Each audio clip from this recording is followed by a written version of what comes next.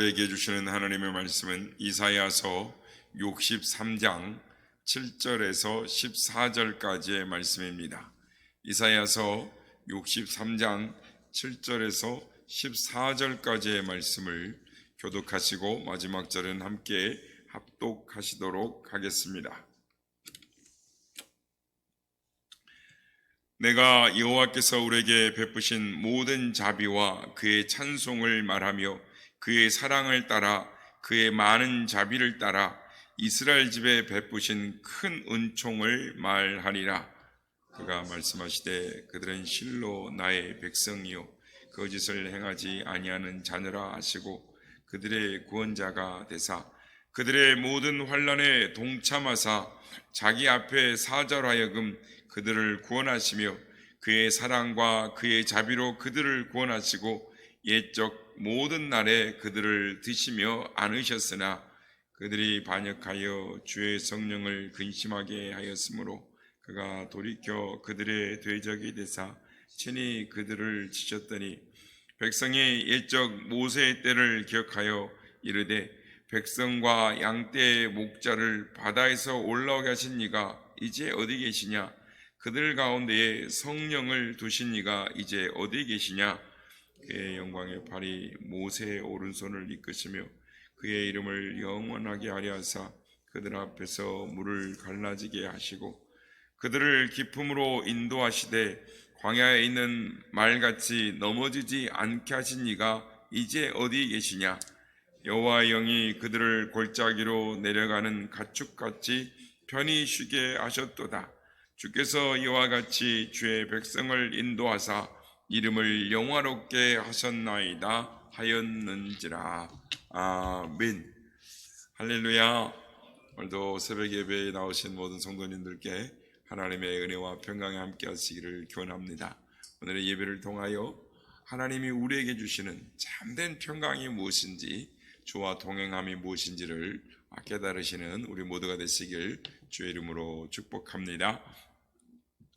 오늘 본문은 이사야서 63장, 그러니까 7절부터 14절까지는 이스라엘 사람들이 부른 일종의 예배 찬송시다라고 할 수가 있습니다. 그러니까 그 내용과 형식이 시편 형식과 비슷합니다.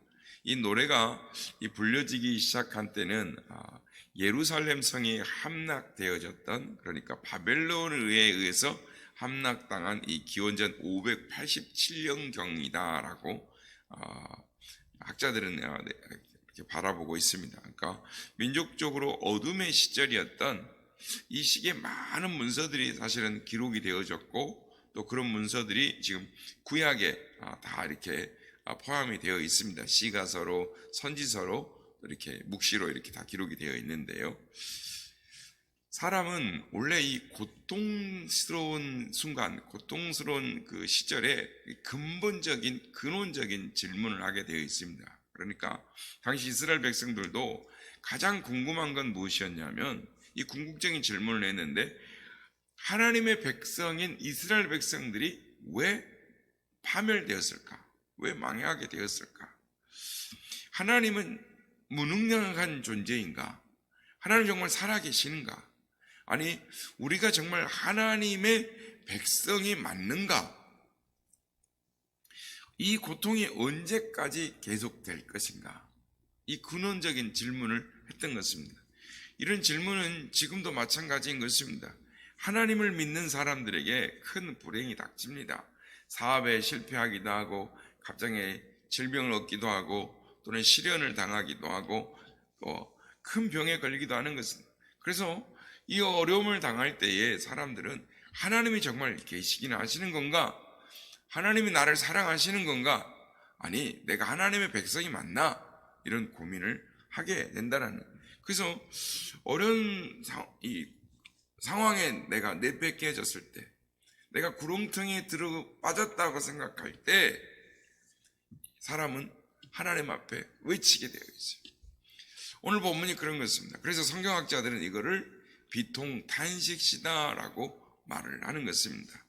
그런데 오늘 본문을 보면 이사야 선지자는 이 고난의 시간에 이 역설적으로 하나님의 사랑과 자비에 대해서 말을 합니다.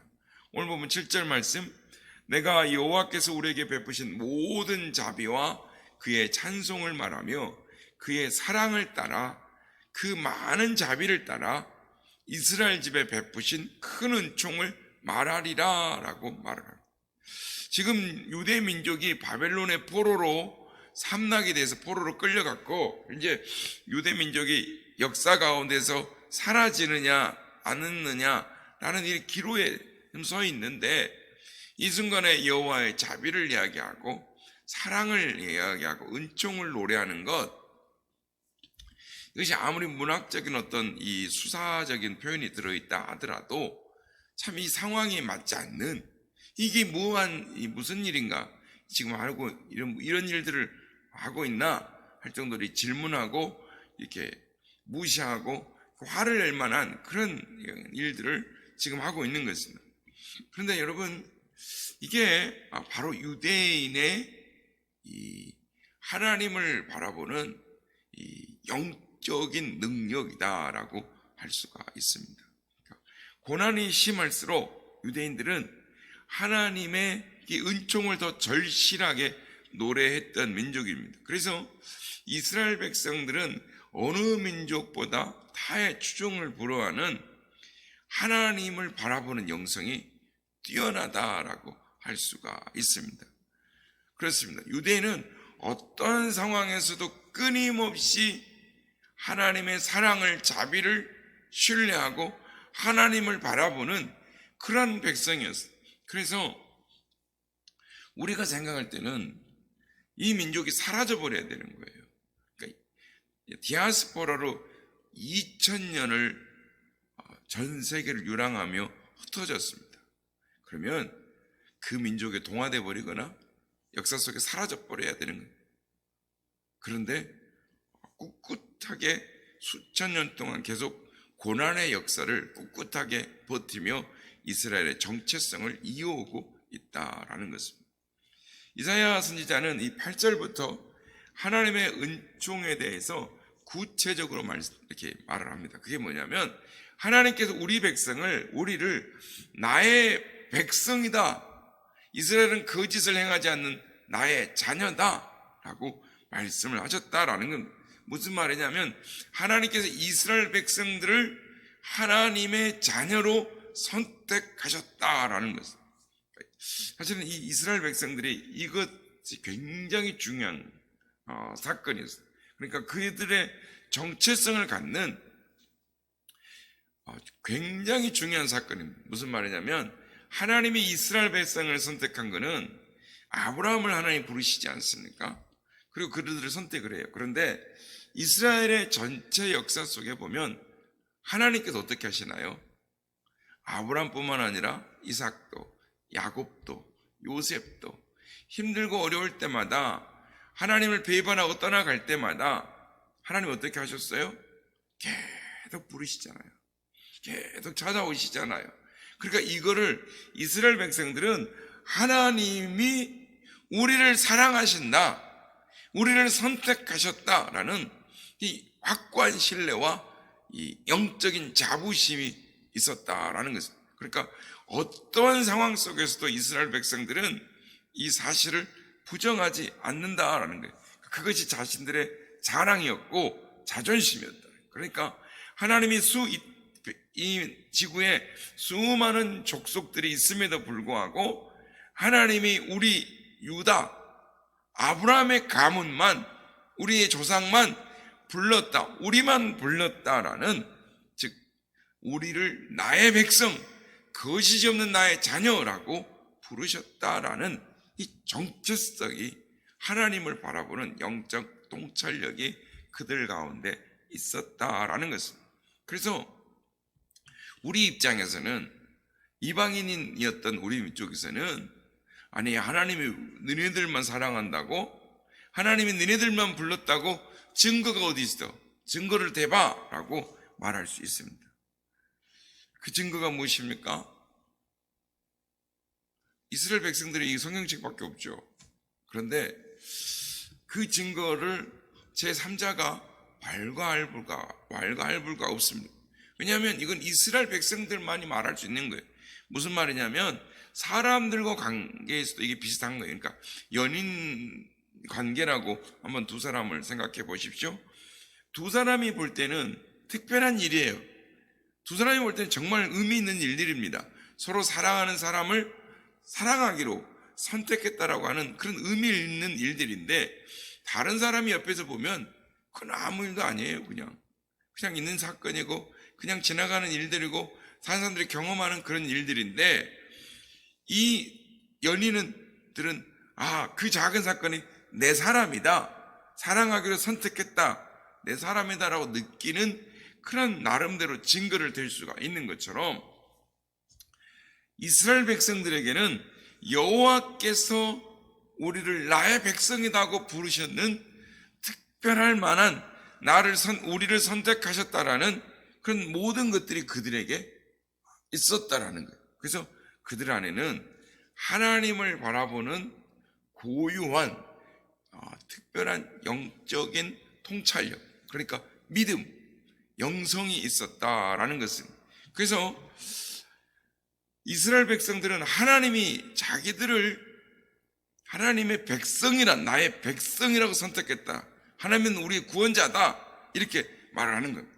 그래서 오늘 보면 8절 하반절부터 9절에 보면 나의 백성이라고 표현과 가까운 또 다른 표현이 뭐냐면, 성경에는 나의 양, 이스라엘 백성들을 표현할 때 여호와는 왕이시고 이스라엘은 양이다라고, 그러니까 양이라고 할 때는 목자가 되는 거죠. 그래서 왕은 백성의 생명을 보장하고 목자는 양의 생명을 지키는 것입니다. 왕은 백성의 구원자이고 목자는 양의 구원자입니다. 그래서 이 구원자라는 사실은 이스라엘 백성들이 무슨 생각을, 이미지를 떠오르냐면, 모든 환난 가운데 동참하시는 분. 그래서 9절에 보면 하나님을 어떻게 표현하냐면 우리의 모든 환난 가운데 동참하시는 분이다 라고 이야기를 합니다. 그러니까 여러분, 구원이라는 것이 어떤 겁니까? 도움이라는 거죠. 도움의 손길이 필요할 때가 언제입니까? 가장 힘들고 어려울 때죠.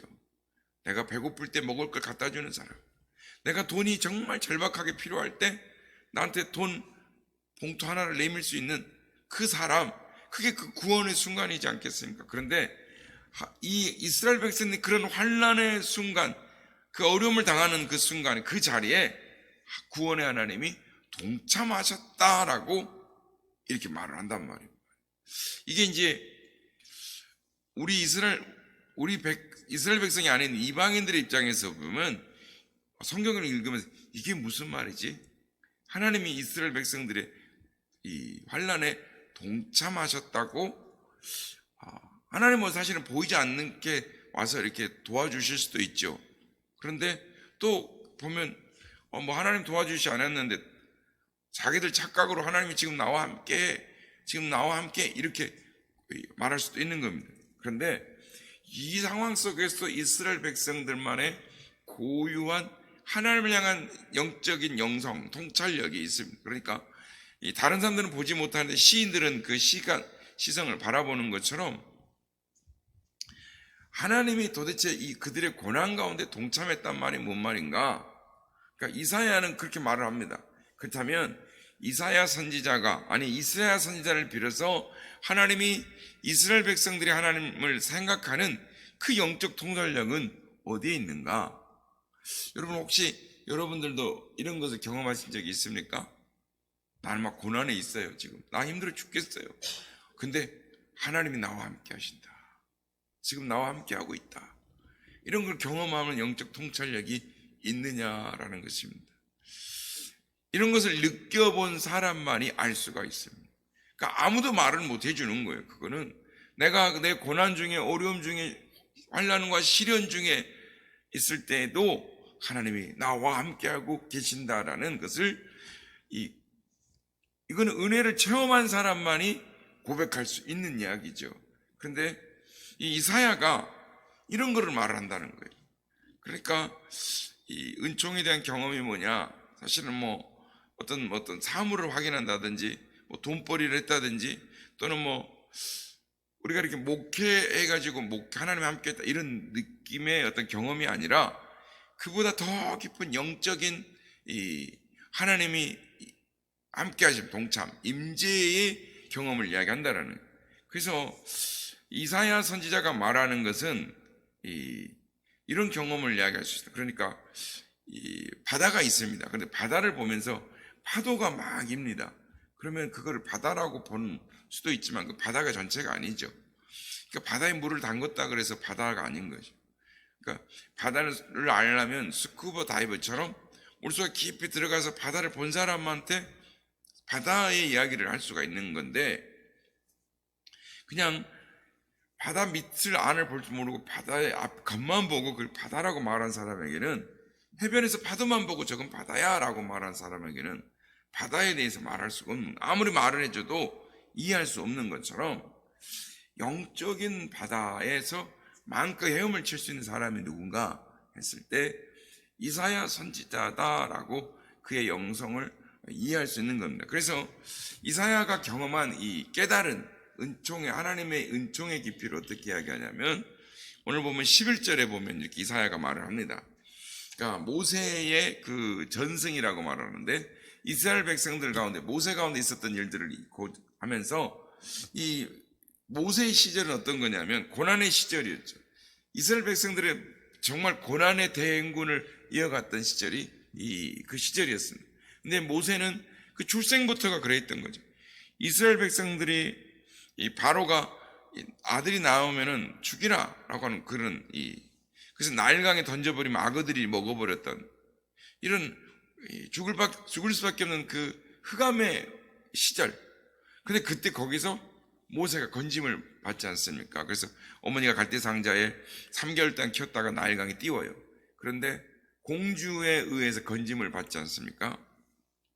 그런데 이 기적적인 사건이 언제 또 일어나냐면 80년 후에 홍해에서 그 기적의 사건이 일어난다라는 것입니다. 그러니까 이스라엘 백성들을 이끌고 애굽을 탈출한 모세가 홍해 앞에서 길이 막혔습니다. 절체절명의 순간 뒤에서는 애굽의 군대가 쫓아오고 다 죽게 됐습니다. 그런데 하나님이 홍해를 갈라지게 하셨다라는 것입니다. 그러니까 이것이 이스라엘 백성들에게, 이사야에게 구전으로 계속 전해져 내려왔다라는 거예요. 그래서 이사야가 그거를 지금 이야기하고 있는 거예요. 모세와 이스라엘 백성들은 이 갈라진 홍해 바다를 마른 땅처럼 건널 수가 있었다라는 거예요. 그런데 그 장면을 이렇게 묘사하는 거예요. 오늘 보면 13절에 보면 그들을 기품으로 인도하시되 광야에 있는 말같이 넘어지지 않게 하신 이가 이제 어디 계시냐. 이 장면 한번 생각해 보시기 바랍니다. 상상해 보십시오. 홍해가 갈라졌습니다. 그 밑으로 땅이 드러났어요. 근데 이스라엘 백성들은 모세와 함께 해변에 있다가 홍해 바닥으로 들어가요. 밑바닥으로 내려가요. 그러니까 양쪽에 어떻게 됩니까? 지금 바닷물이, 지금 바다가 지금 벽이 한 4, 5m 바닷물이 쫙 양쪽으로 기둥으로 서 있어요. 근데 바닥으로 지금 들어갔어요. 캄캄해요. 햇볕이 있다 그래도 캄캄해요. 여러분, 이스라엘 사람들 입장에서 한번 보세요. 하나님의 기적을 봤다, 하나님의 기적이다, 기쁨으로 팍 행진했을 것 같습니까? 막 담대함으로 홍해 안으로 들어갔을 것 같습니까? 어떻게 했을 것 같습니까? 일부는 도망갔어요. 적지 않은 사람들이 이 물벽이 있는 그 속으로 들어갈 때 두려움 가운데 바닷속에 들어가는 거예요. 왜냐하면 그 악한 깊은 곳이라는 것은 악한 힘이 있습니다. 그러니까 깊음은 위험한 곳이에요. 죽음과 삶의 경계선이 있는 것이죠. 그래서 깊이 내려왔는데 어쩌면은 밖으로 나갈 수 못하고 여기서 끝나버릴지도 모른다는 두려움과 공포가 있는 것이 깊음의 순간입니다. 그 순간에 이스라엘 백성들이 그냥 바닷물이 확 덮어지면 어떻게 돼요? 깊음에. 그 순간에 그냥 다 망해버리는 거예요. 다 죽어버릴지도 모르는 그런 장소, 즉 죽음을 가장 가깝게 느끼고 두려움을 느끼는 그 장소로 이스라엘 백성들이 들어갔다라는 거예요. 그런데 이스라엘 백성들이 이 이야기를 리얼하게 이야기하는 거예요. 홍해가 갈라진 것이 역사적인 사실이냐 아니냐가 중요하지 않고 지금 물리학적으로 고고학적으로 이렇다라고 말하는 것이 아니라 그들이 경험한 하나님, 그러니까 죽을 것 같은, 야 그때 죽을 것 같았어 막. 그런데 하나님이 우리와 함께 우리를 살려주셨어. 그러니까 이스라엘 백성들이 어떤 경험을 하냐면 홍해의 그 깊은 곳으로 밑바닥으로 내려간 것 같은 경험들을 이스라엘 백성들 가운데 수없이 했다라는 거예요. 그거를 주변 제국으로부터 끊임없이 위협을 받죠. 그래서 아시리아, 바벨론, 페르시아, 로마에 이르기까지 수없는 그 죽음의 고통, 사망의 자리에서 하나님을 경험했다라는 거예요. 그러니까 지금도 우리 근시대에 이 홀로코스트가 있고 아우슈비츠의 그 죽음의 자리에서 이스라엘 백성들이 하나님을 바라보는, 아우슈비츠도 온 망할 것 같, 죽을 것 같은 그 상황이 아니었습니까? 그런데 그러니까 순식간에 바다가 덮쳐버릴 것 같고 끝나버릴 것 같은 그 경험 속에 이야기를 한다. 우리는 이제 홍해가 사건이 어떻게 진행되는지를 잘 알죠. 그런데 이사야는 지금 그 하나님을 기억하라라고 외치는 겁니다. 우리의 환난 가운데 계셨던 하나님, 우리의 고난 가운데 동참하신 하나님, 우리를 살려주신 하나님. 그래서 이스라엘 백성들이 그 기쁨과 사망의 자리에서도 편안하게 갔다. 그러니까 시적인 표현을 어떻게 말하냐면 오늘 14절 상반절에 보면 여호와 영이 그들을 골짜기로 내려가는 가축같이 편히 쉬게 하셨도다. 그 자리에 있는데 지금 내려갔는데 골짜기에 가축이 편안히 쉬는 것 같은 것으로 표현을 한다라는 것. 홍해의 깊은 곳, 사망의 골짜기에서 골짜기의 평화를, 생명의 평화를 경험하고 있다라는 것입니다. 여러분, 이게 말이 됩니까? 혹시 망상이 아닐까요? 그런데 성경이 말하는 그런 삶의 현실 가운데서도 하나님을 경험하고 하나님을 신뢰하며 살아가는 것, 그것이 성경이 말하는 여호와를 신뢰하는 신앙이다라고 말씀을 하고 있는 것입니다. 바라기는 우리의 신앙이 이러한 신앙으로 나아가기를 원합니다. 우리 삶이 폭풍과 어떤 소용돌이 속에 빠져있는 그런 삶의 상황에 닥쳐진다 할지라도 우리의 시선은 바람과 바다를 잔잔케 하신 우리 주님, 십자가에서 부활하신 생명의 주님, 영광의 주님을 바라봄으로 오늘도 그 주님 안에서 참 평강을 누리고 오늘도 우리의 맡겨진 삶을 어려움 속에 담대히 극복하고 이겨내는 그런 믿음의 삶, 하나님의 은혜를 체험하며 살아가는 우리 모두가 다 되시기를 예수님의 이름으로 축복합니다.